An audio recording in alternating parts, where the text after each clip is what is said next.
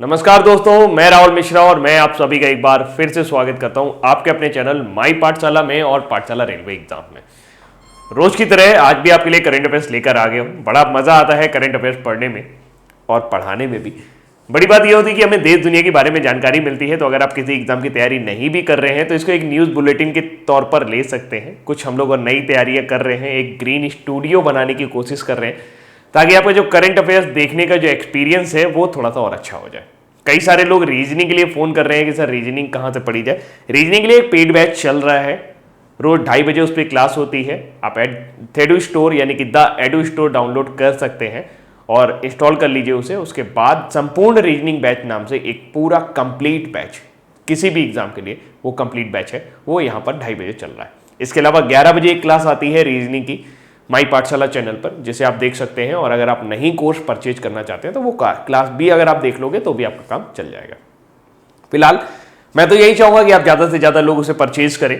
मैं क्यों कहूँगा कि भैया परचेज ना करें, लेकिन आपको जैसा लगे, आपको लगता है कि नहीं बहुत एकदम पूरा बंडल्ड वे में तैयारी चाहिए, एकदम सब कुछ एक ही जगह पे चाहिए, पीडीएफ असाइनमेंट वगैरह सब कुछ एक ही जगह पे चाहिए, तो फिर आप वो पेड कोर्स ले लो, ज़्यादा बेटर है।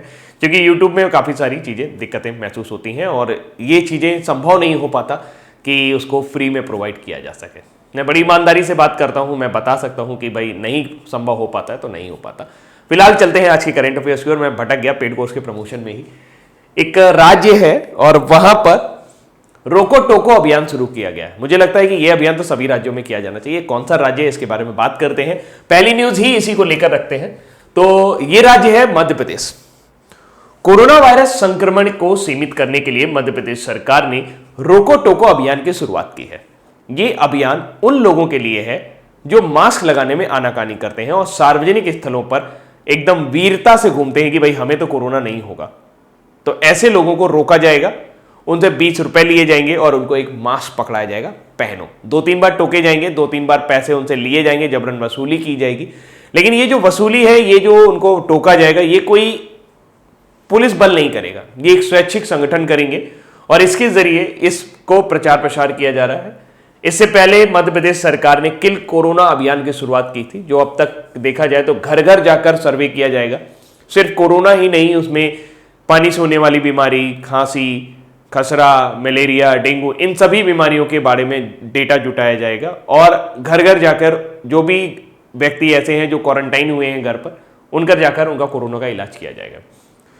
तो हाल फिलहाल कोरोना वायरस संक्रमण को सीमित करने के लिए मध्य प्रदेश सरकार ने रोको टोको नाम के एक अभियान की शुरुआत की है। यह अभियान मुख्य रूप से उन लोगों के लिए संचालित किया जा रहा है जो घर से बाहर जाते समय मास्क का प्रयोग नहीं करते हैं। गौरतलब है कि मध्य प्रदेश में सभी सार्वजनिक स्थानों पर मास्क का उपयोग करना अनिवार्य है।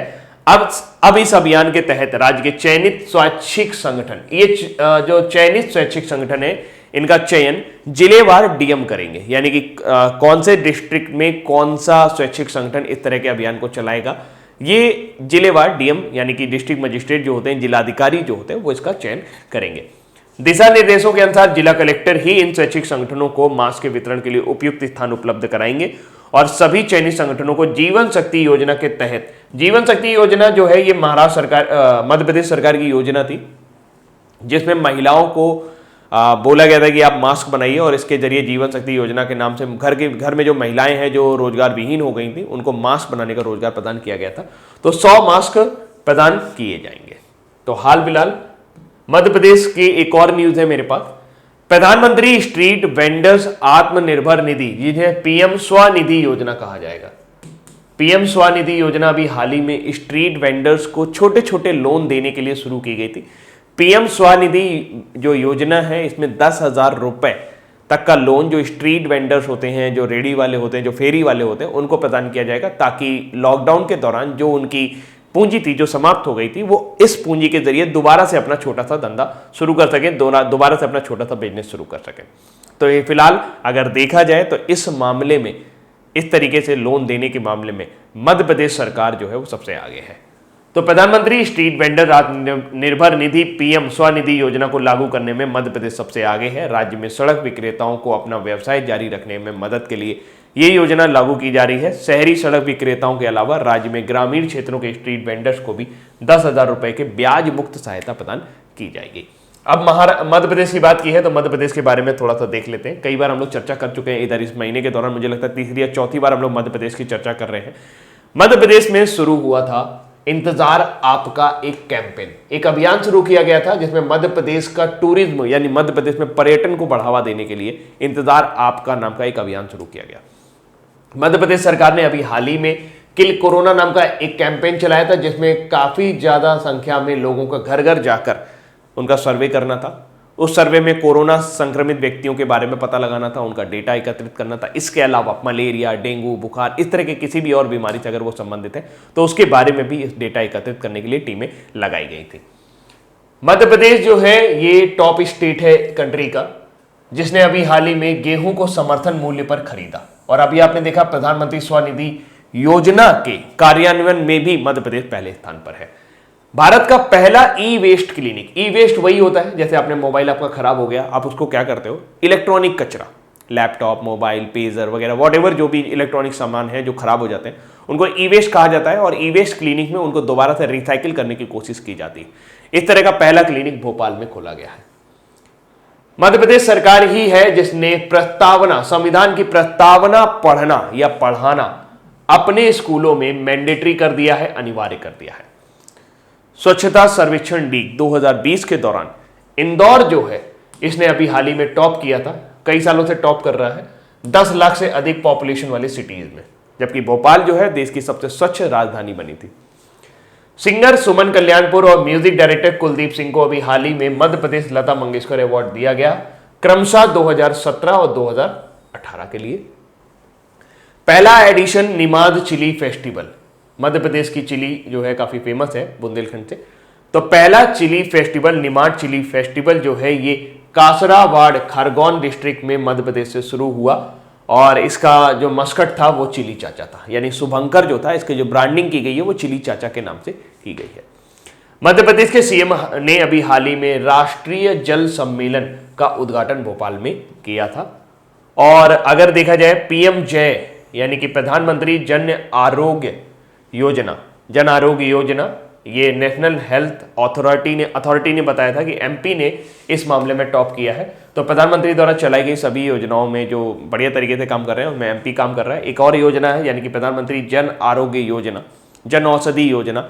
ये जो योजना है इसमें जन औषधि केंद्र बनाए गए जगहों जगहों पर, ताकि जो जेनरिक दवाएं हैं उनको काफी सस्ते दामों पर लोगों को उपलब्ध कराया जा सके। 3 दिन का नमस्ते ओरछा फेस्टिवल जो है ये मध्य प्रदेश में देखने को मिला। इंदौर जो है ये पहला सिटी रहा जिसने लॉकडाउन के दौरान पूरे शहर को ड्रोन के जरिए सैनिटाइज किया था।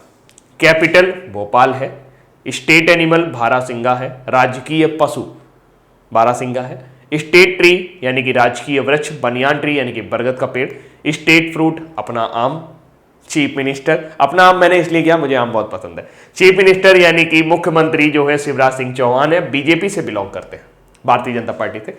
गवर्नर वर्तमान समय में लालजी टंडन है, लेकिन उत्तर प्रदेश की गवर्नर आनंदीबेन पटेल कार्यवाहक के तौर पर वर्तमान समय में मध्य प्रदेश के राज्यपाल का भी कार्यभार संभाल रही हैं, क्योंकि लालजी टंडन की जो स्थिति है, जो स्वास्थ्य है वो थोड़ा सा खराब चल रहा है। लोकसभा में 29 सीटें आपको देखने को मिलेंगी, राज्यसभा में 11 सीटें मिलेंगी। मध्य प्रदेश जनसंख्या के मामले में देश का 5वां सबसे बड़ा राज्य है और क्षेत्रफल के मामले में दूसरा सबसे बड़ा राज्य है। पहले स्थान पर राजस्थान है। अगली जानकारी की तरफ चलते हैं और ये आपके हिंदी में स्लाइड हो जाएंगी। अगली जानकारी है, आप सभी को पता होगा कि दिसंबर और ऑलमोस्ट दिसंबर में राहुल जौहरी ने इस्तीफा दे दिया। राहुल जौहरी कौन थे? राहुल जौहरी बीसीसीआई के पहले चीफ एग्जीक्यूटिव ऑफिसर थे। बीसीसीआई को सही ढंग से कार्यान्वित करने के लिए बीसीसीआई यानी कि Bharat cricket control board of India, board of cricket control of India यानी कि भारत का जो सबसे बड़ा क्रिकेट कंट्रोल बोर्ड है वो बीसीसीआई है, और देश का सबसे बड़ा जो एजेंसी है क्रिकेट के मामले में वो भी बीसीसीआई है। राहुल जौहरी का अभी चयन किया गया था जस्टिस एम लोढ़ा समिति के आधार पर। जस्टिस एम लोढ़ा समिति ने बीसीसीआई के पैनल और उसके मैनेजमेंट पैनल को लेकर सिफारिशें दी थी। उसमें उन्होंने कहा था कि कम से कम एक व्यक्ति सीईओ यानी कि चीफ एग्जीक्यूटिव ऑफिसर के तौर पर या मुख्य कार्यकारी अधिकारी के तौर पर ऐसा होना चाहिए जिसका क्रिकेट से कोई संबंध ना हो। और वो अन्य प्रबंधकीय देखभाल कर सके, अन्य मैनेजरियल टास्क को कंप्लीट कर सके। ऐसे में राहुल जौहरी का नाम आया था, लेकिन राहुल जौहरी द्वारा कुछ वित्तीय लेन देन, बहुत सीक्रेट वित्तीय लेन देन जो थे वो लीक हो गए, वो जनता को पता चल गए, वो बाहर चले गए, और ऐसे में उन्होंने अब जिम्मेदारी लेते हुए अपने पद से इस्तीफा दिया था। लेकिन उस समय बीसीसीआई ने उनके इस्तीफे को मंजूर नहीं किया था, लेकिन अभी हाल ही में 6 दिन पहले उनके बीसीसीआई ने उनके इस्तीफे को मंजूर कर लिया।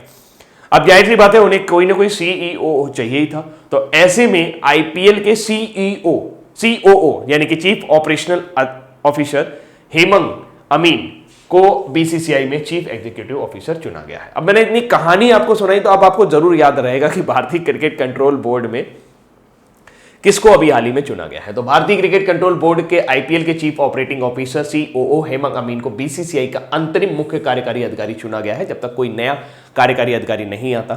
बीसीसीआई पूर्व सीईओ राहुल जौहरी ने पिछले दिनों अपने पद से इस्तीफा दे दिया था। बीसीसीआई ने उनका इस्तीफा 9 जुलाई 2020 को ही स्वीकार कर लिया था। हेमंत अमीन फिलहाल इंडियन प्रीमियर लीग के संचालन समिति में शामिल हैं और आईपीएल के सीओओ हैं। जैसा कि मैंने आपको पहले भी बताया कि भारतीय क्रिकेट कंट्रोल बोर्ड यानी कि board of cricket control India Bharat के क्रिकेट के लिए राष्ट्रीय शासकीय निकाय है, और ये बोर्ड एक समाज तमिलनाडु सोसाइटी के फॉर्म में तमिलनाडु सोसाइटी पंजीकरण अधिनियम के तहत पंजीकृत है।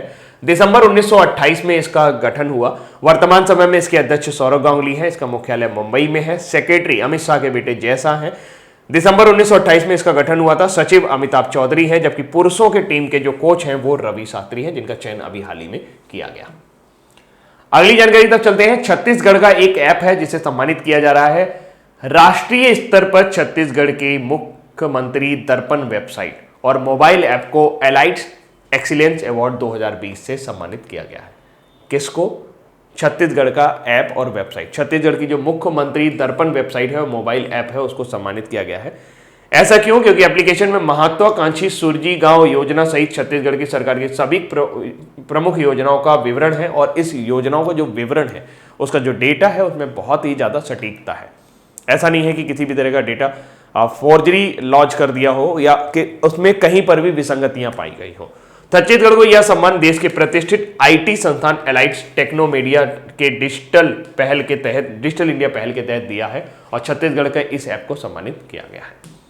छत्तीसगढ़ की बात करें तो छत्तीसगढ़ के सीएम हैं वर्तमान समय में भूपेश बघेल।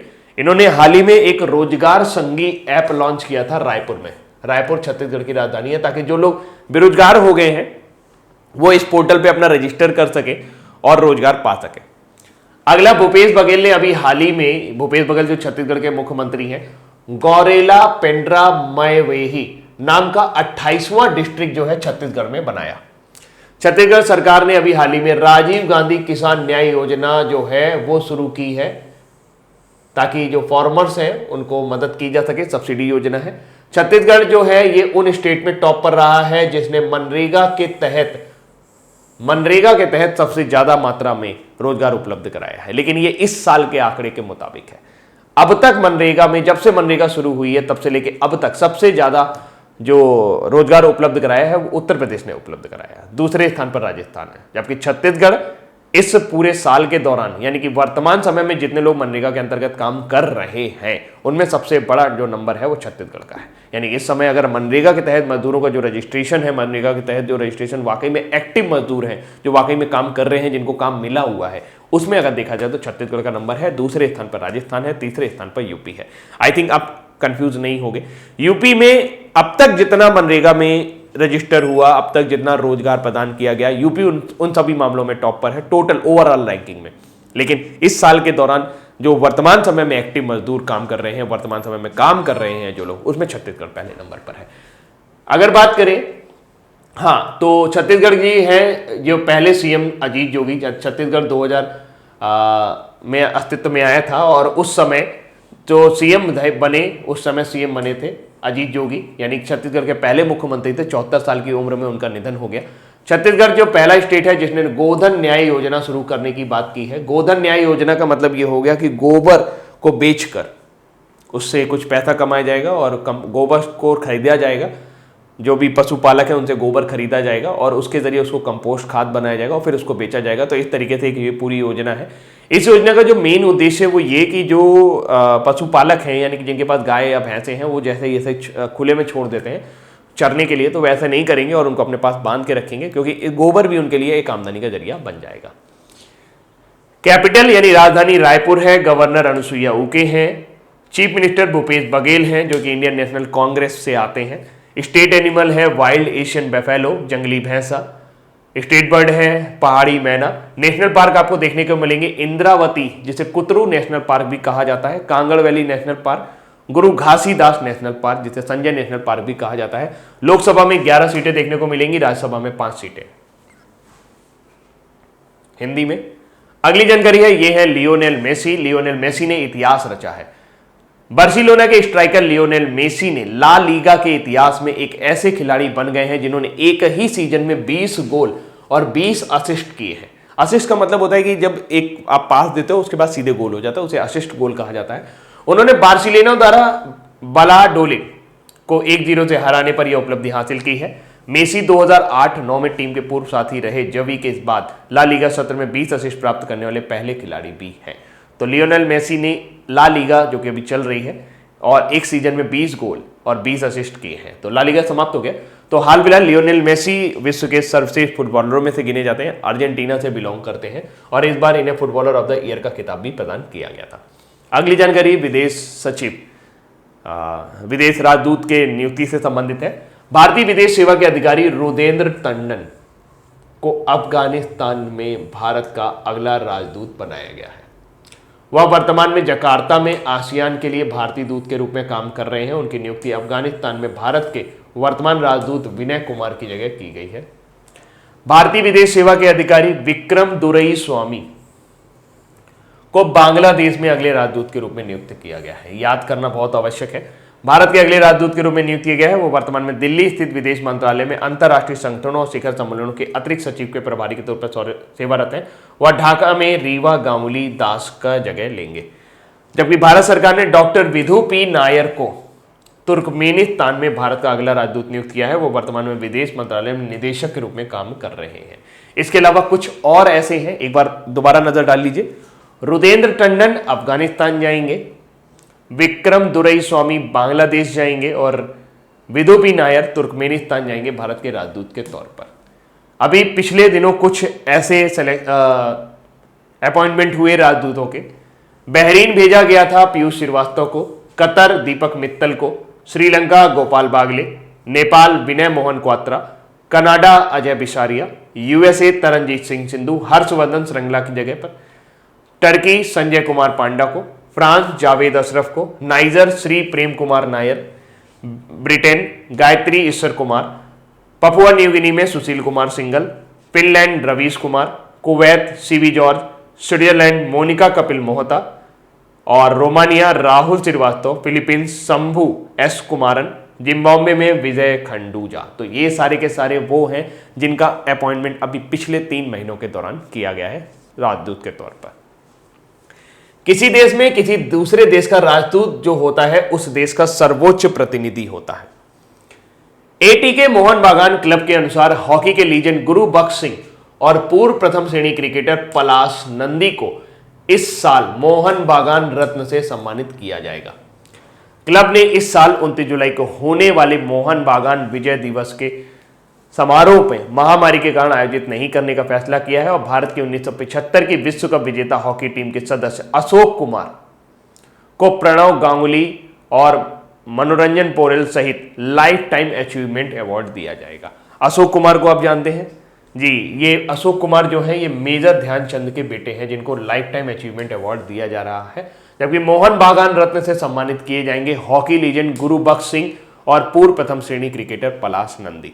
इनके अलावा जोशबा बेतिया को सर्वश्रेष्ठ फुटबॉलर का पुरस्कार मिलेगा, जबकि सजल बैग को सर्वश्रेष्ठ युवा खिलाड़ी चुना गया।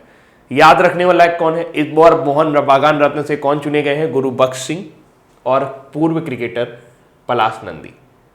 लाइफ टाइम अचीवमेंट मिलेगा अशोक कुमार को, ये इंपॉर्टेंट है। प्रणव गांगुली फुटबॉल के लिए और मनोरंजन पोरेल एथलेटिक्स के लिए उनको चुना गया है। मोहन बागान की बात करें तो मोहन बागान एथलेटिक क्लब कोलकाता में स्थित एक भारतीय बहुउद्देशीय क्लब है। इसकी स्थापना 15 अगस्त 1889 में की गई थी और इसे भारत का राष्ट्रीय क्लब भी कहा जाता है, जबकि इसे एशिया के सबसे पुराने फुटबॉल क्लब होने का भी गौरव प्राप्त है। इसकी स्थापना 1889 में हुई थी। पहला नाम था, पूरा नाम है मोहन बागान एथलेटिक क्लब, जिसे आप मोहन बागान एसी भी कह सकते हैं। स्थान कोलकाता है। मोहन बागान दिवस हर साल 29 जुलाई को मनाया जाता है और ऐसा इसलिए क्योंकि मोहन बागान ने 1911 में इसी दिन IFA शील्ड में ईस्ट यॉर्कशायर रेजिमेंट को 2-1 से हराया था और यह खिताब जीतने वाला पहला भारतीय क्लब बना था। इसीलिए इस याद में हर साल 29 जुलाई को यह दिवस मनाया जाता है और अब आने वाले 29 जुलाई को गुरुबख्श सिंह और पलाश नंदी को दिया जाएगा मोहन बागान रत्न पुरस्कार। अगली जानकारी की तरफ चले तो अमेरिका लगातार दूसरे साल भारत का सबसे बड़ा व्यापारी साझेदार बना है और ऐसे में चीन की जो ऐसा इस वजह से भी हो रहा है कि चीन के प्रति हम लोग का जो व्यवहार है, जो व्यापार है, वो थोड़ा थोड़ा कम होता चला जा रहा है। वैसे तो चीन हमारा जो भारत का था सबसे बड़ा व्यापारी साझेदार था, लेकिन अब अमेरिका भारत का सबसे बड़ा व्यापारी साझेदार है। अमेरिका लगातार दूसरे साल 2019-20 में भी भारत का सबसे बड़ा व्यापार साझेदार बन के आया है। वाणिज्य मंत्रालय के आंकड़ों के अनुसार 2019-20 में अमेरिका और भारत के बीच द्विपक्षीय व्यापार 88.75 अरब अमेरिकी डॉलर रहा, जो कि 2018-19 में 87.96 अरब डॉलर था। अमेरिका उन चुनिंदा देशों में से एक है जिनके साथ भारत का व्यापार अधिशेष है, यानी कि इसमें प्रॉफिट है। वाणिज्य मंत्रालय के आंकड़ों के अनुसार भारत और चीन के बीच द्विपक्षीय व्यापार 2019-20 में घटकर 81.87 अरब डॉलर रह गया, जो 2018-19 में 87.08 अरब डॉलर था। अमेरिका 2018-19 में चीन को पीछे छोड़कर भारत का शीर्ष व्यापारिक साझेदार बन गया था। आंकड़ों के मुताबिक चीन 2013-14 से 2017-18 तक भारत का सबसे बड़ा व्यापारिक साझेदार था। चीन से पहले संयुक्त अरब अमीरात देश का सबसे बड़ा व्यापारिक साझेदार था। अगली जानकारी है एक पुस्तक के बारे में। स्टीफन किंग द्वारा लिखित 4 कहानियों का एक संग्रह इफ इट ब्लीड्स नामक एक नई पुस्तक का विमोचन किया गया है। इस पुस्तक को हैचेट इंडिया द्वारा प्रकाशित किया गया है। किताब लिखी किसने है? स्टीफन किंग ने। स्टीफन किंग को अगर आप देखें तो इस तरह के उपन्यास के लिए, इस तरह की कहानियों के लिए जाना जाता है जिनमें मर्डर मिस्ट्री होती है, जिसमें कुछ ऐसा होता है जिसमें समाज के प्रति द्वेष भावना दर्शाती, इस तरह की कहानी लिखने में जाना जाता है। तो किताब में एल्बर्ट मैकड्रेड मिडिल स्कूल में एक बम फटने की कहानी के आसपास है। यह उनकी सर्वश्रेष्ठ फिल्म द आउटसाइडर की अगली कड़ी है। किंग सबसे प्रतिष्ठित समकालीन लेखकों में से एक हैं। वह 2014 के नेशनल मेडल ऑफ आर्ट्स के प्राप्तकर्ता रहे हैं और वह हाल ही में ट्रांसजेंडर समुदाय के लिए अपना समर्थन के लिए काफी ज्यादा चर्चा में रहे थे। तो इट्स ब्लीड किसकी पुस्तक है? स्टीफन किंग की। अब बारी है worth youth skill day observe किया गया 15 जुलाई को। प्रति वर्ष 15 जुलाई को अंतरराष्ट्रीय स्तर पर विश्व युवा कौशल दिवस मनाया जाता है। विश्व युवा कौशल दिवस पहली बार 15 जुलाई 2015 को विश्व स्तर पर मनाया गया था। इस दिवस का मुख्य उद्देश्य युवाओं को अधिक से अधिक कौशल विकास के प्रति जागरूक करना है ताकि वह बेहतर अवसरों की तलाश कर रोजगार प्राप्त कर सके। भारत में प्रधानमंत्री नरेंद्र मोदी द्वारा शुरू की गई कौशल भारत अभियान के रूप में चिन्हित किया गया है और विश्व युवा कौशल विकास दिवस 2020 का विषय है skills for resilient youth. Resilient का मतलब होता है ना डिगने वाला। अब बारी है आज के हमारे वन लाइनर की। किस भारतीय राज्य में मास्क पहनने के लिए लोगों से आग्रह करने के लिए रोको टोको अभियान शुरू किया गया है? तो मध्य प्रदेश। लगातार दूसरे साल 2019 में भारत का सबसे बड़ा व्यापारिक साझेदार बनकर निकला है अमेरिका।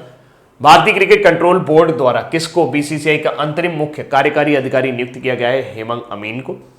प्रधानमंत्री स्ट्रीट वेंडर्स आत्मनिर्भर निधि यानी कि पीएम स्वनिधि योजना को लागू करने में कौन सा राज्य सबसे आगे रहा? मध्य प्रदेश। राष्ट्रीय स्तर पर किस राज्य की मुख्यमंत्री दर्पण वेबसाइट और मोबाइल ऐप को एलाइट एक्सीलेंस अवार्ड सम्मानित किया गया है? वो है छत्तीसगढ़। ला लीगा के इतिहास में पहले ऐसे खिलाड़ी कौन बने हैं जिन्होंने एक ही सीजन में 20 गोल और 20 असिस्ट किए हैं? तो वो है लियोनेल मेसी। किसको बांग्लादेश में भारत के अगले राजदूत के रूप में नियुक्त किया जा रहा है? तो उनका नाम है विक्रम दुरईस्वामी। एटी के मोहन बागान क्लब के अनुसार गुरुबख्श सिंह और पलाश नंदी को इस साल मोहन बागान रत्न से सम्मानित किया जाएगा 29 जुलाई को। और 4 कहानियों की एक संग्रह इफ इट ब्लीड नामक पुस्तक किसके द्वारा लिखी गई है? स्टीफन किंग द्वारा। अंतरराष्ट्रीय स्तर पर विश्व युवा कौशल दिवस कब मनाया जाता है? 15 जुलाई को। अब बारी है आज के क्विज की। किस भारतीय राज्य में मास्क पहनने के लिए लोगों से आग्रह करने के लिए रोको टोको नाम का अभियान शुरू किया गया है? तो यह है मध्य प्रदेश। लगातार दूसरे साल 2019 में भी भारत का सबसे बड़ा व्यापारी साझेदार कौन बन के निकला है? तो वह है यूएसए। चाइना को पीछे छोड़ा। भारतीय क्रिकेट कंट्रोल बोर्ड ने किसको बीसीसीआई का अंतरिम मुख्य कार्यकारी अधिकारी नियुक्त किया है? तो उनका नाम है हेमंत अमीन। प्रधानमंत्री street vendors Atmanirbhar Nidhi PM Svanidhi योजना को लागू करने में कौन सा राज्य सबसे आगे रहा है? तो वह है मध्य प्रदेश। राष्ट्रीय स्तर पर किस राज्य की मुख्यमंत्री दर्पण वेबसाइट और मोबाइल ऐप को एलाइट एक्सीलेंस अवार्ड 2020 से सम्मानित किया गया है? तो वह है छत्तीसगढ़ की ऐप। ला लीगा के इतिहास में पहले ऐसे खिलाड़ी कौन बने हैं जिन्होंने एक ही सीजन में 20 गोल और 20 असिस्ट हासिल किए? तो वो है लियोनेल मेसी। किसको बांग्लादेश में भारत के अगले राजदूत के रूप में नियुक्त किया गया है? तो उनका नाम है विक्रम दोराईस्वामी। एटीके मोहन बागान क्लब के अनुसार गुरुबख्श सिंह और पलाश नंदी को इस साल के मोहन बागान रत्न से सम्मानित किया जाएगा। पलाश नंदी क्रिकेटर है जबकि गुरुबख्श सिंह हॉकी प्लेयर। 4 कहानियों का एक संग्रह इफ इट ब्लीड्स नामक पुस्तक के किसके द्वारा लिखी गई है? तो यह पुस्तक लिखी गई है स्टीफन किंग द्वारा। अंतर्राष्ट्रीय स्तर पर विश्व युवा कौशल दिवस कब मनाया जाता है? यह हर साल 15 जुलाई को मनाया जाता है। दोस्तों ये थे आज के हमारे इंपॉर्टेंट करंट अफेयर्स और उम्मीद करता हूं ये करंट अफेयर्स आपको पसंद आए होंगे। अभी के लिए इतना ही रखते हैं। Thank you so much, take care, bye bye.